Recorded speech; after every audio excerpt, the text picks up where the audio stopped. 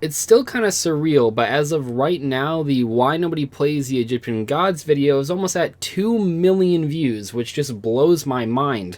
Never in a million years would I have imagined that a video that I would make would reach that sort of viewership, especially a discussion video about a trading card game. And judging by your guys' responses a week or so ago when I did a poll asking what I should do to celebrate this video hitting 2 million views, I think people really want me to read more comments about the God cards. The problem with that though is that we've already done that more than a few times, at least 3 that I can think of off the top of my head, so you guys have already pretty much seen the best and the worst of the comments that this video has received.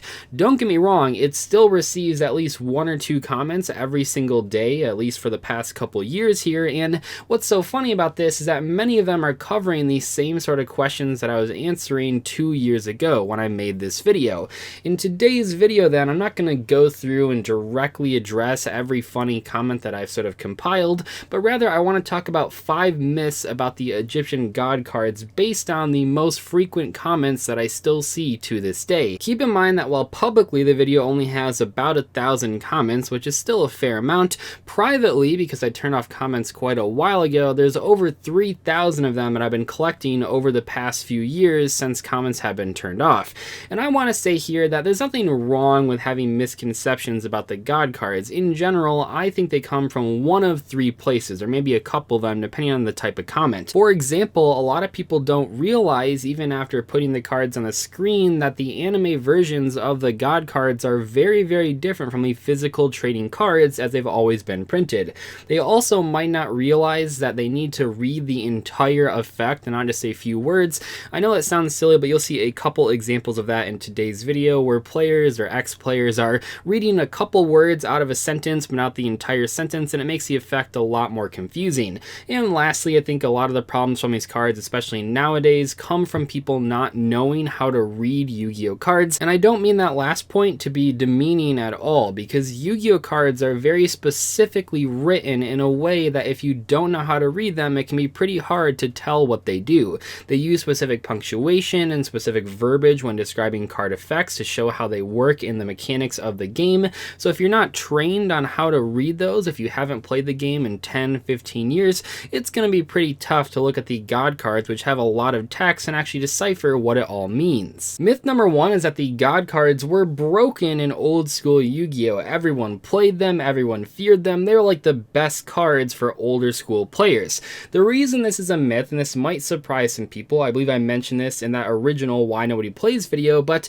the God cards were not a part of old school Yu-Gi-Oh! At all. Where this comes from, in my opinion, is the illegal versions that were printed way back in 2004 and 5. Now these were official in that Konami printed them in magazines, but they were illegal because they were never intended to be played. What I mean by this is that these cards have no real effect text. They have normal monster text, they're weirdly colored, you know, they have the differently colored backs. These were simply collector's items and were never intended for tournament play. Now that of course did not stop a lot of young kids like myself from buying these cards and playing with them against my friends, or maybe using fake versions against my friends like a lot of other people did, but they weren't ever legal for official tournament play, which means they didn't have a chance to be successful in old school Yu-Gi-Oh! Tournaments.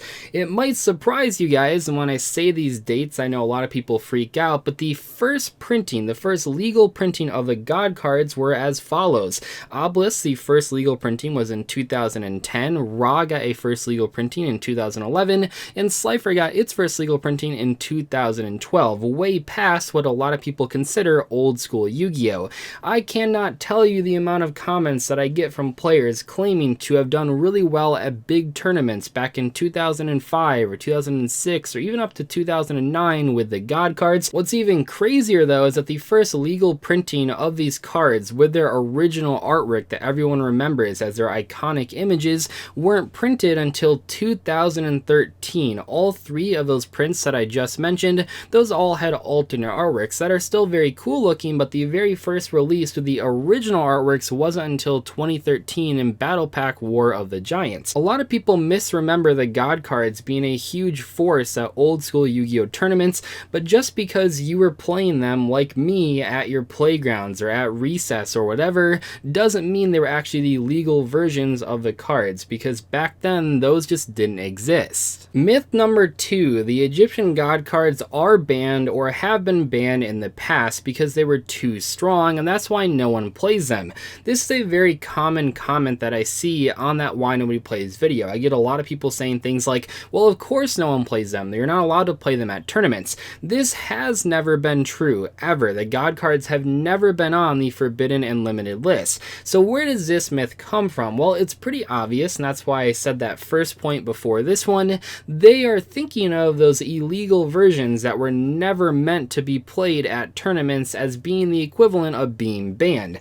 Those cards are collector's items. I've said that before and I'll say it again. They were never intended to be used at tournaments. They were just cool things that people could enjoy because they were fans of the anime. Konami did not design those cards with effects. They did not design those cards to be used in official tournament play. And I'm sure I'll get at least a few comments from people saying there's no difference between a card being banned from tournament play and a card being illegal just in the game in general, but luckily I actually made a video in the past talking all about the history of different illegal cards, including the god cards. So if you guys want to learn more about the difference between being banned and being illegal, make sure to check out that video after watching this one. Starting with myth number 3, all the next myths that we're going to talk about have to do with the effect text of these cards. Now keep in mind, before I look at any of these, the god card effect text has not changed in any of the printings. They have always worked this way, so just keep in mind if you think that you have an older version of the card with a different form of the effect, that is simply not true. They have always been the same as long as they've been printed as legal copies. So the text that we're going to focus on first here is the normal summon protection. All 3 of these cards share the same protection when normal summon. They say this card's normal summon cannot be negated, period, when normal summon cards and effects cannot be activated. Now if you remember at the beginning, I mentioned that some of the categories that people can be confused under have to do with not reading the full effect and or not understanding how to read Yu-Gi-Oh cards, and that's exactly where this one comes from. So the part that people get confused about is the second sentence that says when normal summon cards and effects cannot be activated. Now I've seen a lot of people, like hundreds of comments over the past few years this video has been uploaded, thinking that that means your opponent cannot use cards and effects for the rest of the duel.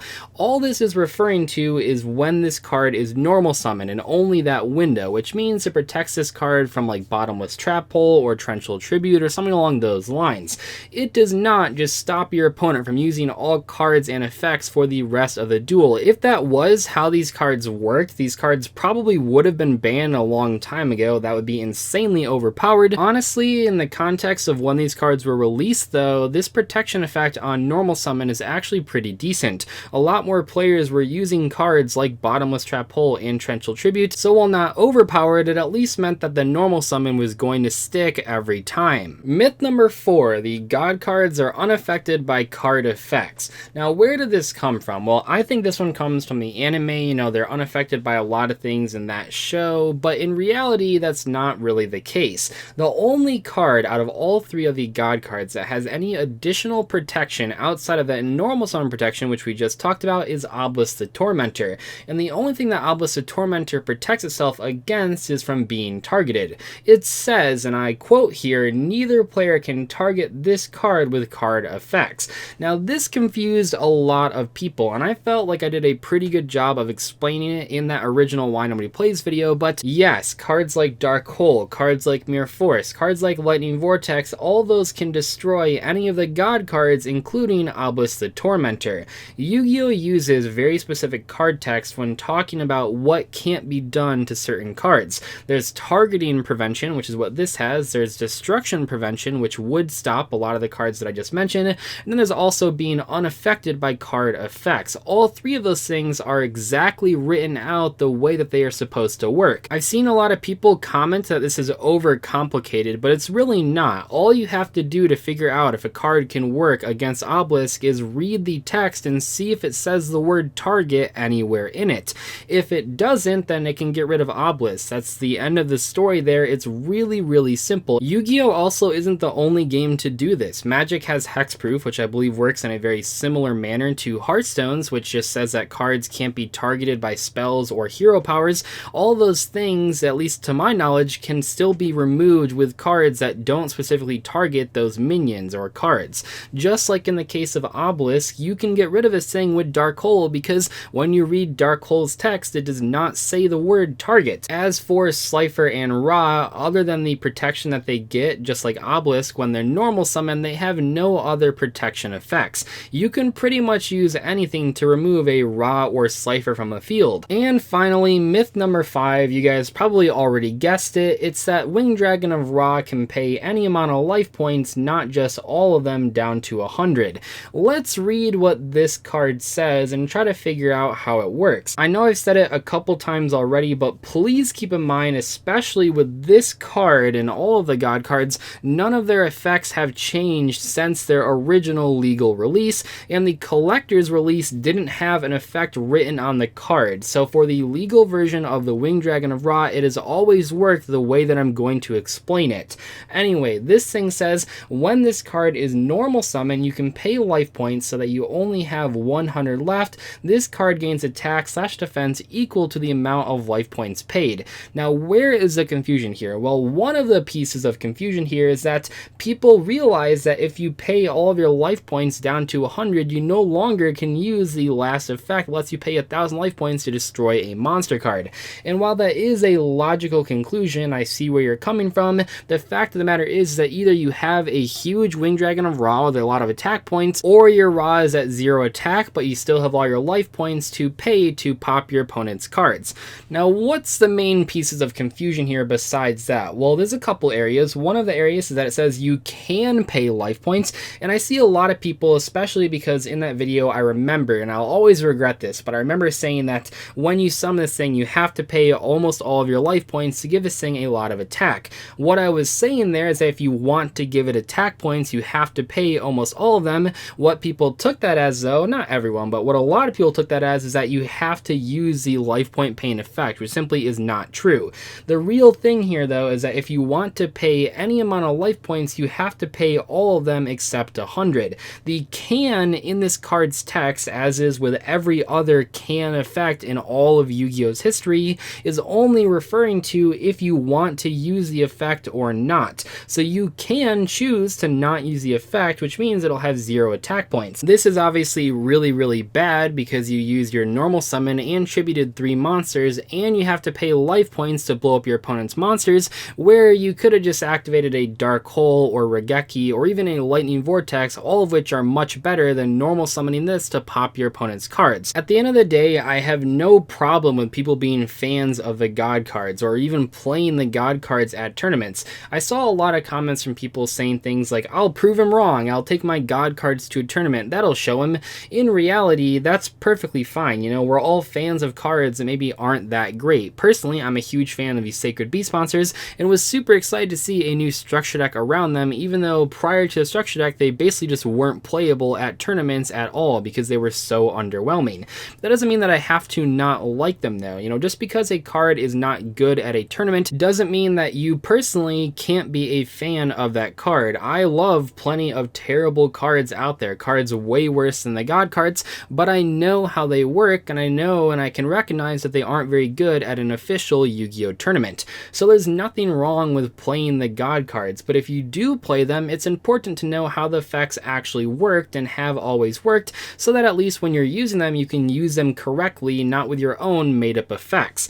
Anyway though, hope you guys enjoyed this celebration of the God card video, almost hitting 2 million views. Hopefully within the next couple months here, it will actually hit that mark. It seems to be pretty steadily climbing, especially over the past few months. So if you guys have not seen that video, although I highly doubt that if you're a subscriber of mine, but if you haven't seen it or haven't seen it in a while, make sure to check that out. I'll link it at the end of this video as well. I will probably do some sort of celebration once that video does reach the actual 2 million mark, or at the very least mention it in a discussion. But for now, I want to get this discussion out because I know a lot of people haven't seen a God card video from me in like over a year. You know, it's been a while. I have a lot of new fans, I have a lot of new subscribers, so I want to talk about them once again. Anyway though, I probably rambled on way too long at the end here. Just want to give some extra sort of background. I'll see you guys later though. Thank you so much for watching. Goodbye.